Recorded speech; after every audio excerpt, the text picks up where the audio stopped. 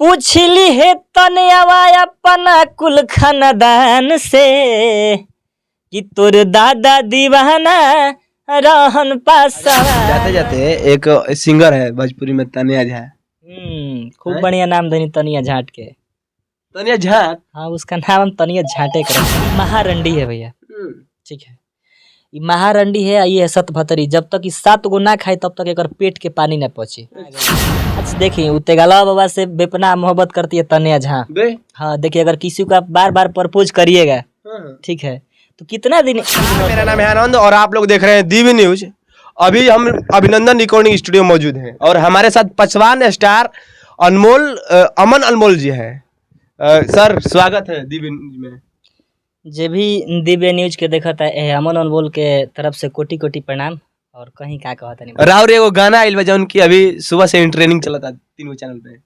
हमार गाना एगो आइल बा हमरा अमन अनमोल एंटरटेनमेंट से और आप सबके बहुत प्यार मिलता है कि एगो गाना 3 जगह ट्रेंडिंग में बा। और गाना के भाव बा लइका कहता है कि जा तुम्हें कौन जात के चलेला गुमान, जा तुम्हें कौन जात के चलेला गुमान। तब राउर लड़की कहती है राउर भाई के गाना में कि बान्ही के पगड़ी हिलवले बा सगरी जनुआ पासवान, बान्ही के पगड़ी हिलवले बा सगरी जनुआ पासवान। सब आप सबके प्यार बा और गाना के खूब आप सब प्यार आशीर्वाद देते नहीं। जतिवाद गाना आप क्यों गाते हैं? कहाँ जतिवाद गाते नहीं? इसमें पासवान आप बोल रहे हैं। अरे तो हम अपने समाज के बड़ाई करते नहीं भैया, तेमें जतिवाद कहाँ से हम करते? मैंने सब लोग तो ऐसा ही कह रहे हैं कि हम अपने समाज के बड़ाई करें, समाज की बड़ाई करें। और समाज के बड़ाई का मतलब करते करते जतिवाद पे आ रहा है। एगो गाना गौले रही जाए, यही स्टूडियो के रिकॉर्डिंग रहे और रंजन भैया के रिकॉर्डिंग कर रहे कि पासवान जी के दुनिया दीवाना बा। आप वहीं पे आ रहे हैं तो का इसमें खराबी? अगर हम पासवान हैं, अगर अपने पासवान को बोल रहे हैं कि अगर मेरा पासवान जात सबसे ऊपर है, बाकी सब भी बोले तो इसमें क्या गलत? हम तो ये नहीं ना बोल रहे कि फलाना ठिकाना नीचे है, हम अपना समाज का बड़ाई कर रहे हैं। ठीक है, अपने समाज का बड़ाई कर रहे हैं। हम मानते हैं कि समाज आप पासवान जाति से आते हैं तो पासवान लोगों का आप सपोर्ट कर रहे हैं और बढ़ावा कर रहे हैं। लेकिन क्या लगता है कि आप जाति से गाना गा रहे हैं तो जाति से आप और आगे तक बढ़ सकते हैं? ऐसा बात नहीं है कि नहीं बढ़ सकते हैं। और आज मेरे पास जो कुछ भी है और जहाँ तक भी हैं, ये मेरे अपने का सपोर्ट है और मेरा अच्छा भी गाना आता है। आप सब उसको सुनिए और शेयर करिए। अभी रक्षाबंधन में हम लोग एक बेटी पे गाना किए थे, बहुत ही अच्छा गाना था, लेकिन उसका कोई रिस्पांस नहीं मिला। जो कि वो 65-60 हज़ार का बजट का हम लोग गाना किए थे, उसका कोई रिस्पांस नहीं मिला। तो जिस चीज़ का रिस्पांस मिलेगा वही चीज़ न गाएंगे भैया हम। और कोई है कौन सा गाना आने वाला है? आने वाला क्या है वो तो नहीं बता सकते हैं, लेकिन आप सबके प्यार आशीर्वाद से लगातार सब में महादेव म्यूजिक से भी गाना सब हिट किया है कि हर की जतना गरमी ये जान राजस्थान में होला, उससे अधिका मर्द पासवान में होला। लगातार सब गाना आइल बा और आप सब सुनत नहीं और खूब प्यार देते नहीं। और लगातार कल सुबह एक देवी गीत भी आ रहा है अमन अनमोल एंटरटेनमेंट पे, आप उसको भी आप सब सुनिए। एक सभी पासवान जाति के लोग चिराग पासवान को सबसे ज्यादा सपोर्ट कर रहे हैं जी। मेरा भैया पे गाना आया था चिराग भैया कि रामविलास जी के जानत जमाना बा, बनी है सीएम ना रोकाना बा, चिराग जी के दुनिया दीवाना बा, चिराग जी के दुनिया दीवाना बा। बहुत जगह लगातार 2-3 दिन के अंदर में एकदम रेगुलरी गाना आ रहा है चिराग भैया के ऊपर और आप सब खूब प्यार आशीर्वाद दे रहे हैं। आप लोगों को लग रहा है कि मतलब कि चिराग पासवान बहुत अच्छा काम कर रहे हैं? लागता कि वहाँ के करता नहीं, कारोबार नहीं देखत। हम तो देखता ही बानी, तब लेकिन बहुत लोग चाहता कि आरजेडी के फिर से सरकार है। देखिए, बहुत लोग के का चाहता तो समय अइला के बाद पता चली। और आज के जमाना वो बा कि मुंह पर कुछ और पीठ पीछे कुछ और। लेकिन जो आगे भविष्य में का हुई 2025 में, अब तो इस समय अइला 24 में का हुई तो अइला के बाद पता चली कि केकरा में कितना पावर बटे या के समाज के सेवा करता। जातिवाद गाना गाइल छोड़म कि ना? हम जातिवाद गाना हम अपना सोच के हम अपना समाज के लिए गाते हैं। मेरा जादव पे भी गाना आया है। अच्छा ये बताइए, जादव पे भी गाना आया है? हाँ। अभी कुछ दिन पहले अहिर पासवान में विवाद भई रहे। हाँ, वो पे एगो हमनी के गाना आई रहे, वो पे गाना आई रहे और वो एगो बहुत खराब गाना गले रही, बहुत खराब गाना गले रही। वो अगर दूसरा समय हम ऊपर टिप्पणी नहीं कर चाहत, फिर चालू हो जी रहा थी वो सब मत करी। वो सब कुछ और दोसर कुछ पूछिए, लगातार सब गाना होता। आप सब वो करा के प्यार आशीर्वाद दी। और कौन तरह के गाना अभी नया में? हाँ, गाना नया में लगातार अभी बहुत ही अच्छा है। यही स्टूडियो से रहे जो कि 100 के भी पार हो गई बा आप सबके प्यार आशीर्वाद से। और हमना जीवन भर ये चीज के आभारी रहे कि हमने के इतना आप सब प्यार आशीर्वाद देनी। और वो गाना रहे कि पासवान जी के राशि में बदमाशी लिखल बा। लगातार सब महीना के 30 गो गाना होता भैया, कितना याद है? पासवान जी के जाति में बदमाशी लिखल बा, ये गाना कहीं से कॉपी कइल लागता। आजकल के कॉपी नहीं करत। टुनटुन जादव हमार कॉपी कैले, प्रमोद प्रेमी जादव जी कहने, रितेश पांडे जी कहने। तो ये गाना सबसे पहले के लिए रही? नहीं, सबसे पहले ना गए, झूठ नहीं बोलते हम, सबसे पहले नहीं गाए थे भैया। टुनटुन जी के बाद हम गाए थे भैया। राउर का नाम पड़ी? हमारा नाम रंजन सिंह पड़ी। रउआ ये स्टूडियो अभिनंदन स्टूडियो के मालिक बानी, और भैया के गाना ये स्टूडियो से 100 लाख 100 के मतलब कि पार हो गई बा। कैसा लगा था? बहुत अच्छा लगा था कि भाई पहला बार स्टूडियो में अइले। जब भाई के सब्सक्राइबर 2-3 हज़ार है तबे भाई हम 4 गो गीत हमने के रिकॉर्ड कैले रहने जाए। लमसम 4 गीत अच्छा खासा, 3 गो गाना तो लगातार इंस्टाग्राम पे ट्रेंड रहे और आज भी बा। आज 5-6 दिन पहले 100 के पार कैले बा, एगो गीत 100 के पार करे वाला बाटे। बहुत जल्दी हमने केक काटम जा, वो 5 दिन में 100 के पार हो जाता था। बहुत जल्द हमने केक काटम जैसे लाइव आइम जा। और आज एगो हमार गाना बहुत धाकड़ आइल बा, आप सबके चाहते नहीं कि 2 लाइन गाना सुनाई कि पासवान जी के रंग। आज में गाना आइल बा? गाना तो मेरा रेगुलर ही आता है, मैंने महीना के 30-35 गो मेरा मतलब गाना। महीना के 30-35 गो? हाँ, तो मतलब सारा कंपनियों को प्रोजेक्ट देना पड़ता है भैया, मजबूरी है। और मेरा एक गाना एक नया चैनल कंपनी से आया जिसका सब्सक्राइबर 10 गो है। और आप सब उस गाने को सुबह से इतना प्यार आशीर्वाद है, जो कि बहुत ही अच्छे रोहित बाबा के लेखनी रहे कि कहाँ फरियाबे बोल कौना के बोलैबे बानी का तना में हमनी के जोख लेबे का कि नदी ना समुंदर हई सोख लेबे का रंगदारी पासवान जी के रोक लेबे का नदी ना समुंदर हई जोख लेबे का रंगदारी पासवान जी के रोक लेबे का। और ये गाना के सुबह से आप सब बहुत ज़्यादा प्यार देते हैं और लगातार देवी गीत भी होता तो आप सब उस ओकरा के सुनिए अमन अनमोल एंटरटेनमेंट पे। भैया के भी चैनल पे गाना कल मतलब 2-3 दिन में आने वाला है। अभी गाएंगे नहीं, लेकिन भैया के इंटरव्यू के माध्यम से वो भी गाना का हम लोग प्रमोट करेंगे। अच्छा, जाते जाते एक सिंगर है भोजपुरी में, तनिया झा। खूब बढ़िया नाम धनी तनिया झाट के। तनिया झाट? हाँ, उसका नाम हम तनिया झाटे के रखे हैं। अच्छा, आप तनिया झाट रखे हैं? हम उसको तनिया झाटी बोलते हैं, क्योंकि आज से 2 साल पहले मेरे पास मैसेज करती थी कि अमन जी एक गाना अपने साथ गवा लीजिए। अच्छा, पूछिए। आप तनिया झाट नाम रख दिए, तूफानी लाल नाम रखे हैं, अपने गदहिया को रखे हैं तनिया। भैया देखिए, हम तूफानी भैया पर बड़ी खुश रहिला, इससे कि उहे ओकरा के असली से धांसे ले। हम तो कतना बार कहने कि तूफानी भैया ना होगे तो जा कोई रेल तेल द के आदमी बन जाओ, लेकिन भैया के टाइम नहीं। मेन बात बस शूटिंग वूटिंग फिल्म वगैरह में व्यस्त बने, क्या करो। हाँ, तनिया झा कबो मतलब कि पासवान जाति चाहे चमार जाति चाहे कौन जाति पर मतलब कि इथी कर टिप्पणी करत रहली काहे? मेन बात बा कि उ हरी सत भतरी।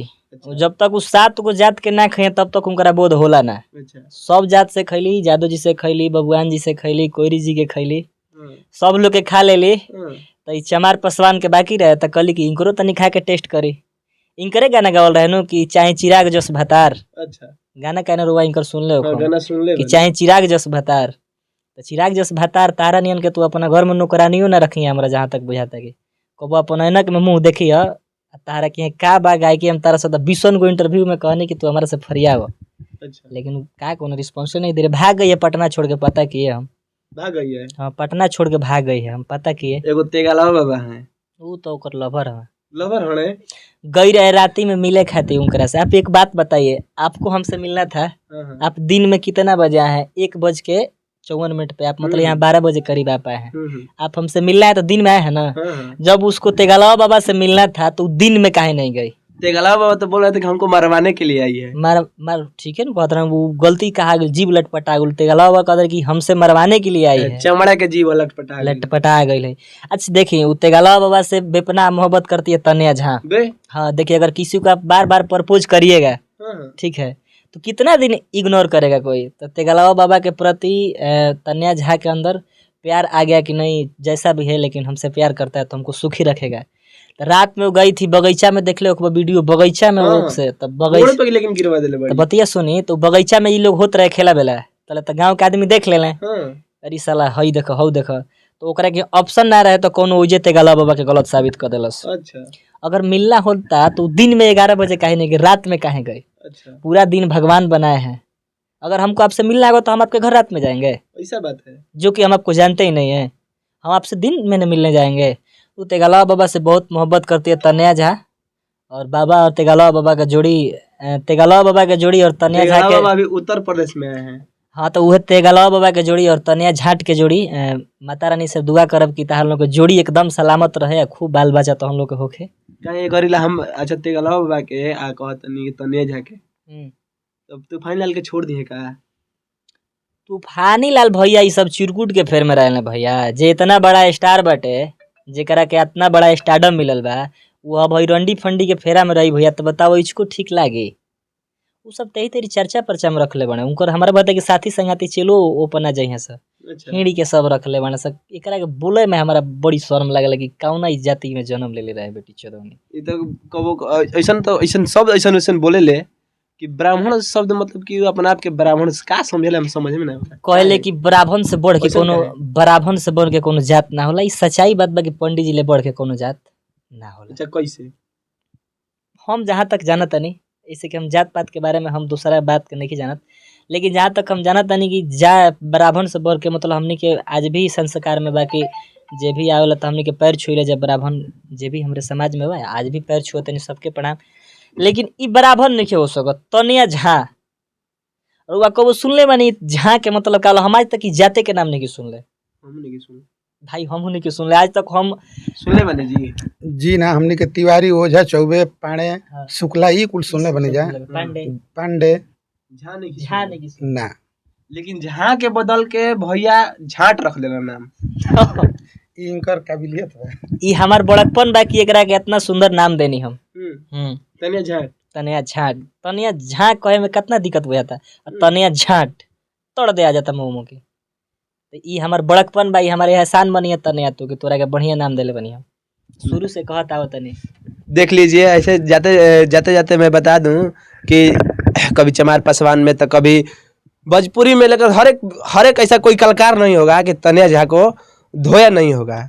ऐसे सभी लोग रिलाई करते हैं। और हमारे साथ जो कि अमन अनमोल जी थे, और तनिया झा को रिलाई किए हैं। एक और बात बोली थी, इसका इंटरव्यू हम देखे थे, बोली थी कि चमार दुसाद के छू देला से 1.5 हाथ जमीन घट चला। लो ई बात बोलले रहे। तनिया झा तू अपना माई से जाके पूछी है, वो माई से जौन माई तारा का 9 महीना कोख में रखले होई, कि माई जहिया हम भई लोग वो दिन कोनो चमारे भाई के घर में से जाके तारा के खींचले होई न, तो तू बहरी आई लोग। तो कहे के मतलब है कि मान ली कोनो चमार दुसाद के दुकान तो के कपड़ा पहनले हो तो उतार के फेंक दी है। ना ना ऐसा तो अब ऐसा बात कहनी, अब ये बात से हमारा ऐसा लगता है कि 1.5 हाथ जमीन घट जाला। तो हमारा लगता है कि चमार जाति के उनका के छोले हुई तो 1.5 हाथ घट गई है। देखिए जिसका, देखिए क्या बताएं, देखिए जिसका मानसिकता जो अनपढ़ रहेगा, जिसका मानसिकता जो यहाँ से यहाँ तक पैर तक रहेगा, वो इतना ही सोचेगा। अच्छा बार बार मतलब कि बार बार लेकर के उस जाति पे काहे जाली? अब रुआ से कहते बनी कि हिया सत भतरी, कुछ आदमी को हो जले, एगो आदमी हो लतखोर, एगो होले रंडी।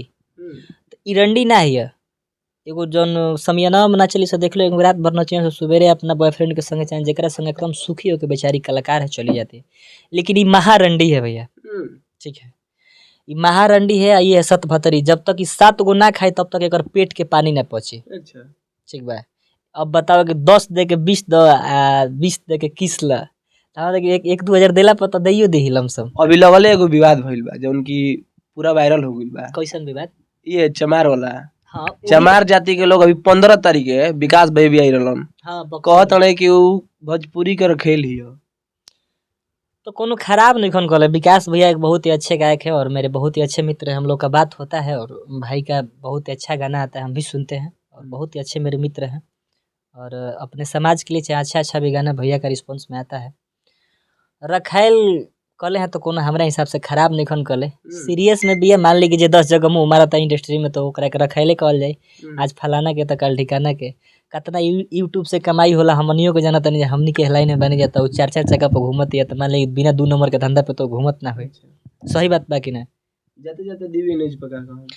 हम ये कहल चाहत नहीं कि जे भी अगर तनिया झा हमरा के अगर देखत होकबू चाहे देखबू चाहे जो भी, तो तू सब फालतू गिरी में मत पड़ ना, तो कहियो दूसरा चमार के हेरा में धरा जेबू, रेला जेबू, फाट फूट जाई जोनो भगवान सुअर नियन मुँह देले बड़े। ये सब फालतू तो मत बोलो। और जे भी ये न्यूज़ के देखा आप सब चैनल के सब्सक्राइब करी और अपना भाई अमन अनमोल के चैनल के सब्सक्राइब करी। और भी लगातार सब कितना चैनल पर सब गाना लास्ट गाना हो जाए कौन एगो गाना आप सबके प्यार आशीर्वाद से पूरा हल्का मसीले रहे, उनकी 90,000 रील पर क्रॉस कर गई, अभी भी ट्रेंड में बा। लड़की कह दिया कि हमरा गुंडा गर्दी में आनंद बा, तब राउर भाई कहता कि पसवान हो यही बात के घमंड बा, कि हमरा गुंडा गर्दी में आनंद बा, कि पसवान हो यही बात के घमंड बा। और एगो गाना तने जा खातिर स्पेशली लास्ट गाना रहुआ चैनल खातिर माध्यम से 2 लाइन के गाना रही हमनी के कि जाके पूछ ली हेते अपना कुल खानदान से कि तोर दादा दीवाना रहन पासवान के। तने झखत स्पेशल गाना स्पेशली गाना ये हमारा ही रहे जो अभी भी ट्रेंडिंग बा। कि जाके पूछ ली है तने अपना कुल खानदान से कि तोर दादा दीवाना रहन पासवान के। जाके तो अपना माई बाप से जरूर पूछिए।